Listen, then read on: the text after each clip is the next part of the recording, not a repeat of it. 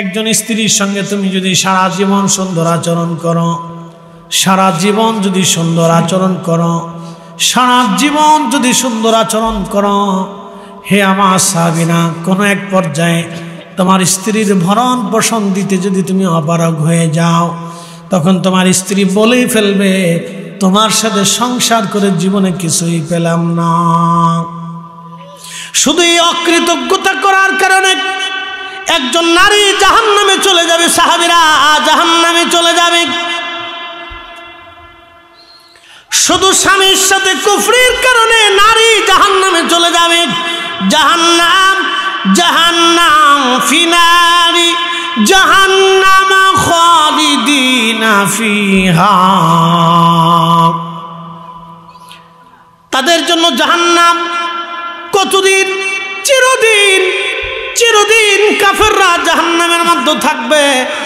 নবীজি বললেন, সাহাবীরা, নারী শুধু জাহান্নামে যাবে স্বামীর সাথে কুফরি করার জন্যে, নাফরমানি করার জন্যে। একজন নারী জাতি জাহান্নামে। আমি মদিনায় দাঁড়াইয়া দাঁড়াইয়া জাহান্নামে দেখলাম শুধু নারী আর নারী, নারী আর নারী, নারী সমাজ। হে নারী সমাজ, শুনে যান, ধৈর্যের পরাকাষ্ঠা হযরত আইয়ুব আলাইহিস সালামের সঙ্গিনী হযরত রহিমা আলাইহিস সালামের জীবন। সব আইয়ুবকে ছেড়ে দিলেন। সারা শরীরে ঘা, দুর্গন্ধ, শুধু চোখ আছে আর কোন রকম জিহ্বাটা বেঁচে আছে, তার ঠোঁট পর্যন্ত ঘা হয়ে গেছে। শয়তান একদিন আল্লাহকে বলল, আল্লাহ, তোমার আইয়ুবরে অনেক অর্থের মালিক বানাইছো আল্লাহ। আইয়ুব নবী পৃথিবীতে অনেক সম্পদশালী ছিলেন, অনেক সম্পদের মালিক ছিলেন। হযরত আইয়ুব আলাইহিস সালাম এত সম্পদ আল্লাহ থেকে দিয়েছিলেন, বহু পরিমাণে সম্পদ আমার আল্লাহ দিলেন। শয়তান একদিন বলল, রব্বি, তোমার আইয়ুব তোমার জিকির করে ইবাদত করে অনেক সম্পদ তুমি দিয়েছ, যদি সম্পদ তার থেকে ছিনে নাও তাহলে তোমার আইয়ুব আর তোমার জিকির করবে না, তোমার ইবাদত করবে না। আল্লাহ, আমি চ্যালেঞ্জ করলাম, তোমার আইয়ুব তোমার জিকির করবে না, কারণ তুমি তার সম্পদ দেওয়ার কারণে তোমার জিকির করা আইয়ুব, তুমি সম্পদ নিয়ে গেলে তোমার আর জিকির আইয়ুব কোনোদিন করবে না। প্রিয় উপস্থিতি, হযরত আইয়ুব আলাইহিস সালামকে আল্লাহ পরীক্ষা শুরু করলেন। অনেক সম্পদ আল্লাহ দিলেন। সম্পদ শুধু আল্লাহ দিলেন, আল্লাহ রোগ দিয়ে দিলেন। রোগ, আমার রব তাকে রোগ দিয়ে দিলেন। রোগটা কি? শরীরের মধ্যে ঘা হলো। ঘা হতে হতে হতে হতে সারা শরীরে ছড়িয়ে পড়ল ঘা। সারা শরীরে ঘা ছড়িয়ে পড়ে একেবারে মুখ পর্যন্ত ঘাতে ভরে গেল, শুধু তার জিহ্বা বাদ রইল। আল্লাহ আইয়ুব আলাইহিস সালাম আল্লাহকে ডাক দিয়ে বলেন, ইয়া রব, সারা শরীরে ঘা দিয়েছ, ইয়া রাব্বি, শুধু জিহ্বাখানা এখনো তাজা আছে। আল্লাহ, আমি জানি আমার জন্য পরীক্ষা দিচ্ছ। আল্লাহ, আমার ঘা হয়ে যাক, আমার আপত্তি নাই, কিন্তু আমার জিহ্বাটাকে তুমি অক্ষত রেখে দাও, কারণ এই জিহ্বাখানা দিয়ে আমি তোমার জিকির করি। একবার জোরে বলেন সুবহানাল্লাহ।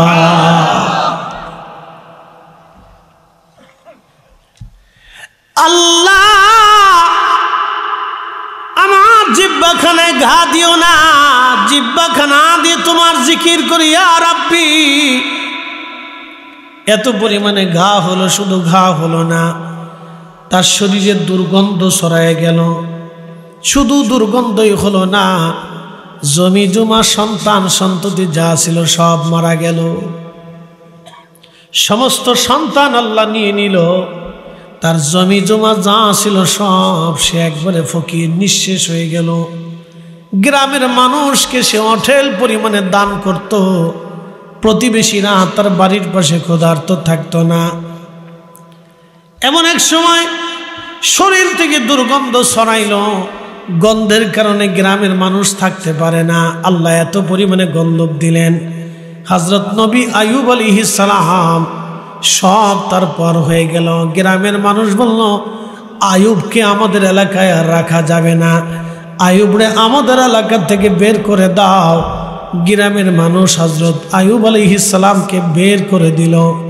আয়ুব নবী বের করে জঙ্গলের পাশে যখন দিয়ে আসলো, বহুদূর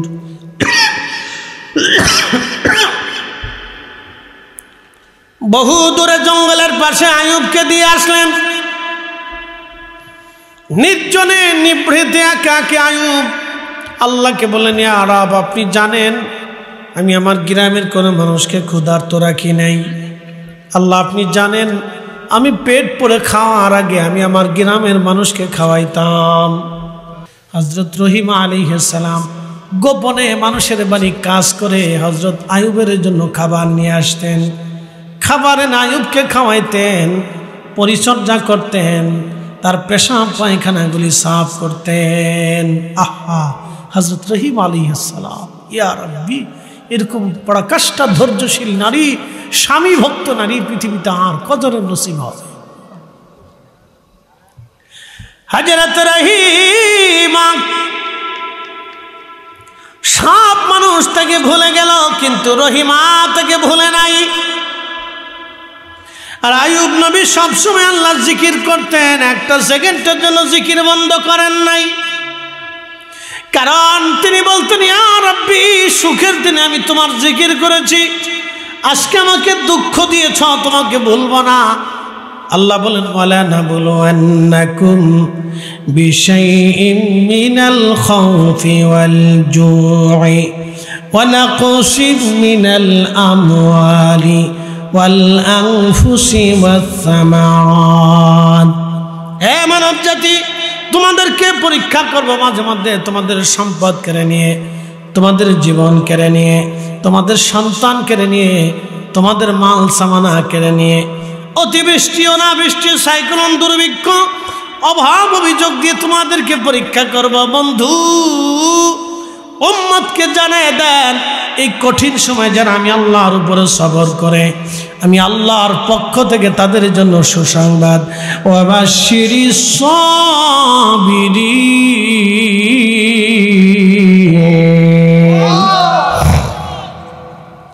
আমি আল্লাহর পক্ষ থেকে সবরকারীদের জন্য সুসংবাদ। নবী, সবরকারীদের জন্য সুসংবাদ আপনি বলে দেন। হযরত রহিমা স্বামী আয়ুব আলাইহিস সালামের জন্য খাবার নিয়ে আসতেন। খাবার কাজ করে করে গোপনে গোপনে খাবার নিয়ে আসতেন, কিন্তু মানুষেরা জেনে ফেলল রহিমা তার স্বামীর কাছে যায় খেদমত করে।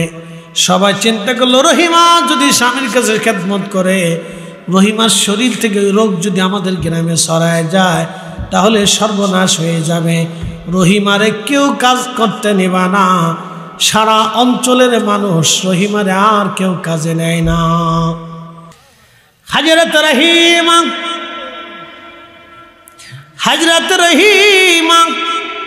চুলগুলি বিক্রি করে খাবার নিয়ে আসছি। হযরত আয়ুব আলাইহিস সালামের কাছে খাবার নিয়ে আসছে। প্রত্যেক দিন আয়ুব আলাইহিস সালাম ডাক দেয়, রহিমারে, আমার অভাব অভিযোগ যতই হোক, তুমি কোথা থেকে খাবার আনো বলো। প্রত্যেক দিন জিজ্ঞাসা করার পরে আয়ুব আলাইহিস সালাম খাবার খায়, জিজ্ঞাসা না করে খাবার খেতেন না। আজকেও জিজ্ঞাসা করলো, রহিমা খাবার কোথা থেকে আনছো? বলে, কাজ করে আনছি।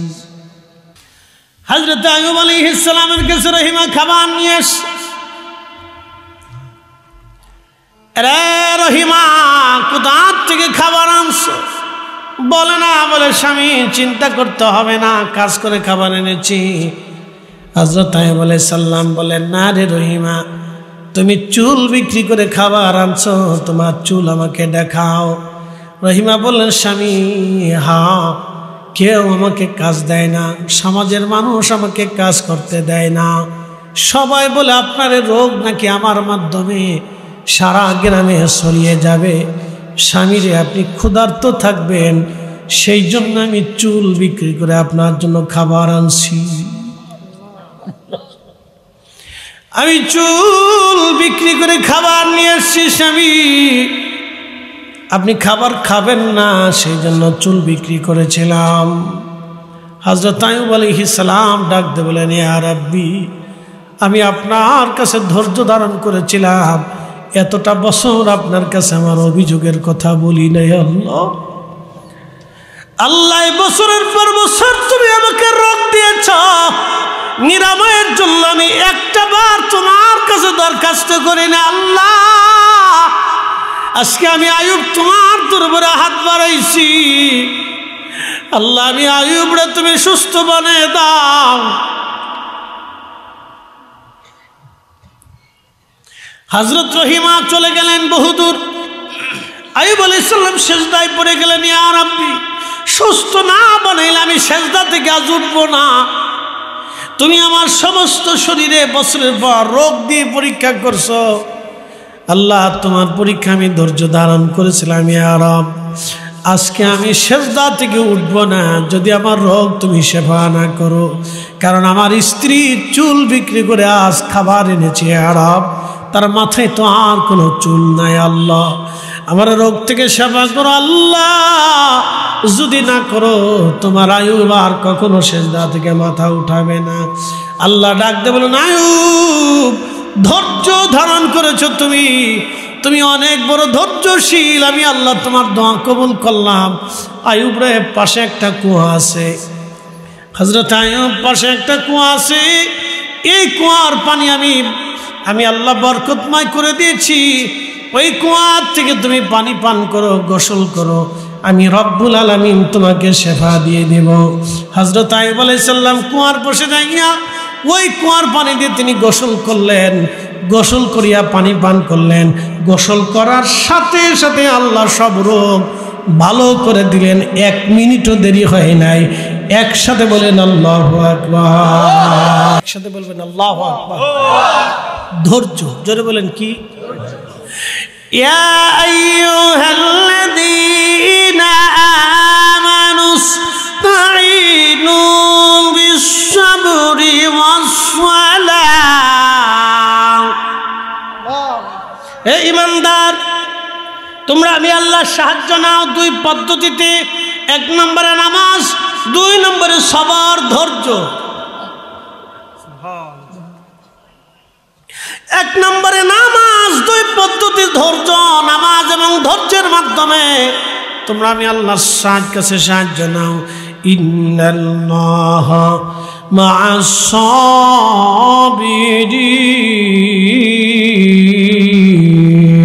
সাবিরিন, নিশ্চয় আমি রব সবরকারীদের সাথে থাকি।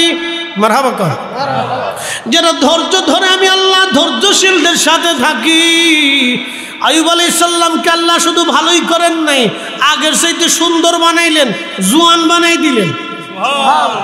হাজরাতে আল্লাহর নবী বলতেছিলেন, আমি নবীজি সালাতুল কুসুফের নামাজ পড়তেছিলেন। সূর্যগ্রহণ চলে, নবী নামাজ পড়েন। সূর্যগ্রহণ চলে, নবী নামাজ পড়েন। বলে, ফরিদে হুজুর, কারণ কি? নবীজি বলতেন, সাহাবীরা রে, সূর্যগ্রহণ লেগেছে।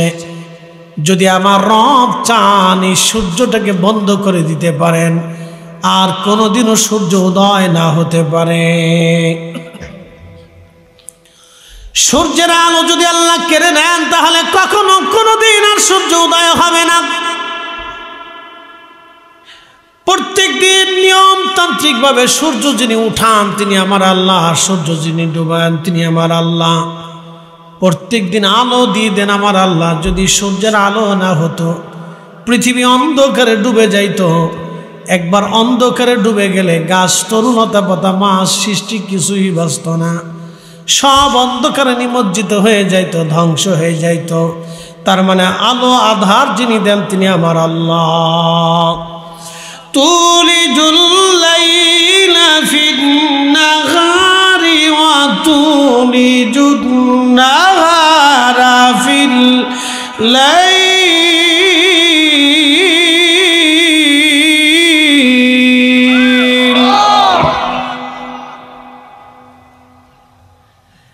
রব্বুল আলামিন বলেন, আমি দিন থেকে রাত বের করি, রাত থেকে দিন বের করি, দিন থেকে রাত বের করি, রাত থেকে দিন বের করি, অন্ধকার থেকে রজনীর অন্ধকার থেকে আলো, আলো থেকে অন্ধকার আমি আল্লাহ পরিবর্তন ঘটাই। নিয়মতান্ত্রিকভাবে একটা সেকেন্ড আগে হবে না, পরে হবে না। আমার রব আমার আল্লাহ নিয়মতান্ত্রিকভাবে আমার আল্লাহ আমার রবে আলো আধার করে দেন। মিরপুরের মুসলমান, মাইকের আওয়াজ যত দূর পর্যন্ত যাচ্ছে নবী বললেন, সাহাবী রাবি বলতেছেন আমরা দেখলাম নবীজি নামাজ পড়েন সালাতুল কুসুফ। সূর্যগ্রহণের সময় নামাজ পড়তে হয়, সূর্যগ্রহণের সময় সূর্যের দিকে তাকাইতে হয় না। ওই সময় নবী বললেন তোমরা সালাত আদায় করো, নামাজ পড়ো। সূর্যগ্রহণের নামাজ বলে সালাতুল কুসুফের নামাজ। আল্লাহর নবী সূরা বাকারা দিয়ে আল ইমরান দিয়ে নবীজি 2 রাকাত নামাজ পড়লেন, সালাতুল কুসুফের নামাজ পড়লেন। নবীজি নামাজ শেষ করার পরে মুসল্লায় দাঁড়াইয়া নবীজি দাঁড়িয়ে গেলেন। হঠাৎ করে আসমানের দিকে নবী হাত বাড়াই দিলেন এবং হঠাৎ করে আসমান থেকে নবী হাত সরিয়ে নিয়ে আসলেন। সাহাবীরা বলেন, ইয়া রাসূলুল্লাহ, জীবনে বহু নামাজ আমরা আপনার দেখেছি, বহু নামাজ আপনার পিছনে পড়েছি নবী গো, এরকম নামাজ কোনোদিন দেখি নাই। আপনি দীর্ঘ রুকু করলেন, দীর্ঘ সেজদা দিলেন, দীর্ঘ সূরা পড়লেন, ইয়া নবী আল্লাহ। নামাজ শেষ করলেন, হঠাৎ করে আসমানে হাত বাড়াইলেন, কারণ কি? নবীজি জবাব দেয়া বললেন, সাহাবীরা রে, আমি আল্লাহর বেহেশত দেখেছিলাম, খোদার বেহেশতর ভিতরে আঙ্গুর ফল আমি দেখেছিলাম। প্রেমের পূর্বাসী মনোযোগ দিবেন। আমি আগে বলেছি, আমি যাহা বলি মূল্যবান বলা কথা বলার চেষ্টা করি, বুঝার মতো কথা বলার চেষ্টা করি, যদিও সময় কম নেব। মনোযোগ দিয়ে কথাগুলি শুনে যাবেন। সারা রাত্র খাওয়ার তো প্রয়োজন নাই, ভালো খাবার একবার খালি চলে। কথা ঠিক আছে না? সারা রাত ধরে খাওয়ার চাইতে ভালো খাবার সন্ধ্যার সময় একবার খেলে চলে। তো মনোযোগ দিয়ে যে কথা বলছিলাম, আবতার মানে নির্বংশ রসুলকে গালি দিত, কষ্ট দিত। তো আল্লাহ বলেন, ইন্না শানিয়াকা হুয়াল আবতার। নবী গো, আপনি নির্বংশ না, তারা নির্বংশ। আল্লাহু আকবার। কাফেররা নির্বংশ। কারা নির্বংশ? কাফেররা। কারণ রসুলের শান কে চালু রাখছে? দুরূদ কে চালু রাখছে? দুরূদ কে চালু রাখছে? নবীজির একটা বেটাও নাই, কিন্তু কিয়ামত পর্যন্ত উম্মত নবী নবী নবী নবী নবী নবী করতে থাকবে। চালু রাখাইছে কে? কে রাখাইছে? আল্লাহ রাখে। বলছেন, হাবিব বন্ধু শুনেন, যারা আপনাকে নির্বংশ বলতেছে, ইন্না শানিয়াকা হুয়াল আবতার, তারা নির্বংশ, আপনি নির্বংশ না। তাদের নাম ধাম মুছে যাবে, কিন্তু আপনার নাম চালু থাকবে। আমার রসুলের নাম চালু থাকবে। প্রিয় উপস্থিতি হাজিরিন, মনোযোগের সাথে কথাগুলি শুনবেন। এখন আমার প্রশ্ন হলো, কাফেররা নবীকে আবতার বলে কষ্ট দিত, আমার আল্লাহ শুধু ইন্না শানিয়াকা হুয়াল আবতার বলে আমার আল্লাহ জবাব দিয়ে দিতে পারতেন, কিন্তু কাউসারের কথা কেন বললেন? প্রশ্ন আছে না? ওই তো না, আমি দিই ভিডিও হবে না, কেউ দেখতেছে?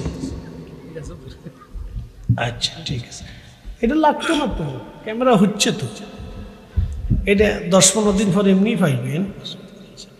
আচ্ছা ঠিক আছে, এই আর কি শখ করছে তো হুজুর, এটা একটু ভিডিও থাক, বই বই দেখুন। আচ্ছা, মানুষের মন তো অনেক সুন্দর করে আল্লাহ তৈরি করছে, কিন্তু এই মনই আবার মানুষই নিজে অসুন্দর করে ফেলে। কথা ঠিক আছে না? আল্লাহ কিন্তু মনটাকে সুন্দর করেই সৃষ্টি করে, মানুষ এটাকে কুলুষিত করে, আল্লাহ করে, বান্দা করে ফেলে। তো আল্লাহ কিন্তু শুধু উত্তর দিতে পারতেন, ইন্না শানিয়াকা হুয়াল আবতার। এই উত্তর শুধু নবীকে আল্লাহ দিয়ে দিতে পারতেন, কিন্তু ইন্না আ'তাইনাকাল কাউসার আল্লাহ কেন বললেন? প্রশ্ন। এটা না বললেও তো পারতেন, কেন বললেন? এর অর্থ হলো নবীজির মন খারাপ, খারাপ লাগতেছিল। এখন উত্তর যে দিব, এটা সুসংবাদ শোনাইলে নবীজির ভালো লাগবো, খুশি হইব, কারণ নবী হচ্ছে আল্লাহর মেহবুব। মেহবুব মেহবুব, কথা বলেন ঠিক কিনা? মেহবুব। আমাদের দেশে একদল আছে, তারা অর্থ করে ওয়াশহাদু আন্না মুহাম্মাদান আবদুহু ওয়া রাসূলুহু।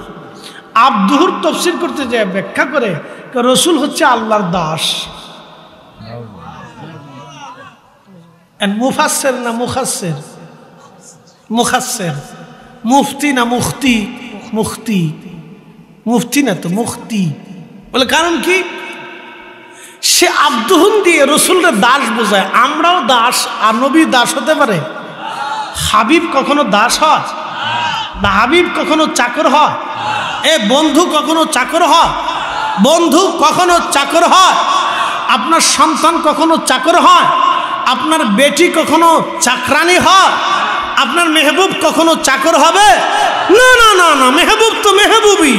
এই জন্য আল্লাহ মেহবুবকে খুশি করার জন্য ইন্না আতাইনাকাল কাউসার, সূরা কাউসার নাজিল করে বলে, হুজুর নিশ্চয় নিশ্চয় আপনাকে হাউজে কাউসারের মালিকানা আমি আল্লাহ লিখে দিয়ে দিলাম। হাউজে কাউসার আপনার। সাহাবে کرام বলেন, হুজুর হাউজে কাউসার কি? নবী বলেন, এটা বেহেশতের একটা নদী, এটা মেহেশ্বরের মাঠে আল্লাহ দিয়ে দিবে, শুধু আমার মালিকানায় থাকবে, আমার জিম্মায় থাকবে, আমি যাকে চাবো তাকেই নদীর পানি পান করাবো। একসাথে বলবেন আল্লাহু আকবার।